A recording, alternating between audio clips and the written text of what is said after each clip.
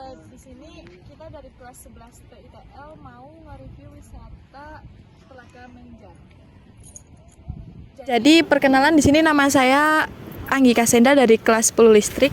Bapaknya namanya? Saya namanya Dedek dari Maluku.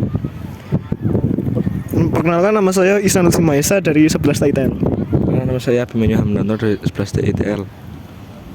Perkenalkan, nama saya Ferry Kusuma dari 11 TITL. Perkenalkan, nama saya Dista Saputra dari 11 TITL. Dan kameramen kita Noval Khairullah 11 TITL juga. Di sini kita mau tanya sama bapaknya tentang wisata Telaga Menjar itu ceritanya kayak apa. Oke, langsung aja kita tanya sama bapaknya. Ya. Yang pertama ya, saya ucapkan selamat datang bagi para siswa-siswa. Dari mana ini, Mbak? Dari SMK Negeri 1 Sukoharjo. SMK Negeri 1 Sukoharjo ya. Selamat datang di objek wisata Taman Bunga Pandangan Pertama Telaga Menjar. Langsung saja, ini masalah cerita tentang adanya Telaga Menjar yang terjadi di Desa Maron ini, yang beberapa ratus tahun yang silam. Saya sih cuman dengar dari ini ya, Mbak, dari cerita-cerita dari kakek dan nenek saya. Sehingga untuk menceritakan hal yang detail dari awal sampai akhirnya nanti kemungkinan kurang tepat. Jadi kami mohon maaf yang sebesar-besarnya kepada mas-mas dan mbak-mbak semuanya yang saat ini bertugas ya. Jadi begini, Mbak. Tempo dulu terjadinya Telaga Menjar ini, kalau masalah ilmu pengetahuan alamnya itu yaitu istilahnya ledakan gunung berapi tua. Itu yang pertama. Itu bukan mitos, tapi katanya itu fakta ya, untuk ini terjadinya Telaga Menjar. Sehingga di sini itu banyak legenda-legenda yang mengatakan, kemarin juga ada yang bertanya sama saya, gimana sih, Pak, awal terjadinya Telaga Menjar? Saya juga menjawab kurang tahu, karena memang saya juga pengalamannya belum seberapa. Nah, yang saya mau ceritakan sedikit saja ya, Mbak. Ini untuk Telaga Menjar ini itu ada bukan sepasang, tapi kakak adik ya, cerita zaman dulu. Karena yang saya tahu itu cerita zaman dulu itu ada kakak adik yang di sini mereka itu kalau mitosnya bikin satu kolam ya, yang adiknya bikin di Telaga Menjar sini, yang kakaknya bikin di gunung sebelah sana, istilahnya di hampir di pucuk gunung yang sebelah sini.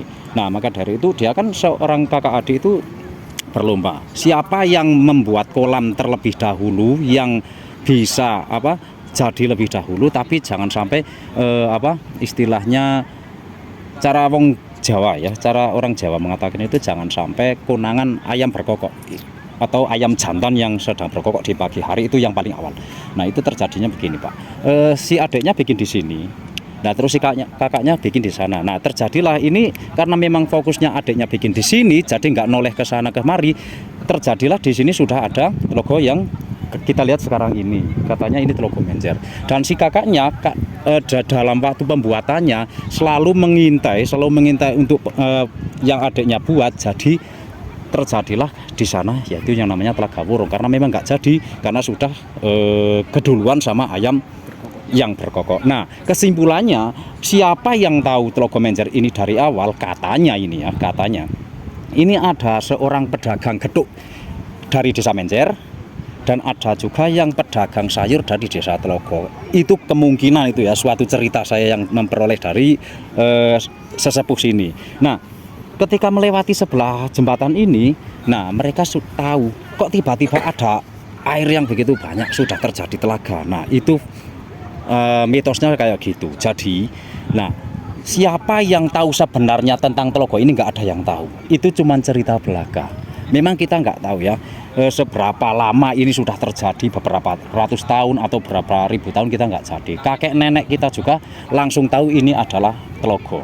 Nah, sejak itu dibangunlah ini pembangkit listrik tenaga air dari PLTA sendiri. Nah, ini waktu pembuatannya, katanya waktu pembuatan ini yang memegang proyek katanya orang Jepang. Nah, dibangunlah jembatan dan kita mengambil air dari sini untuk pembangkit listrik tenaga air itu dari kontraktor Jepang.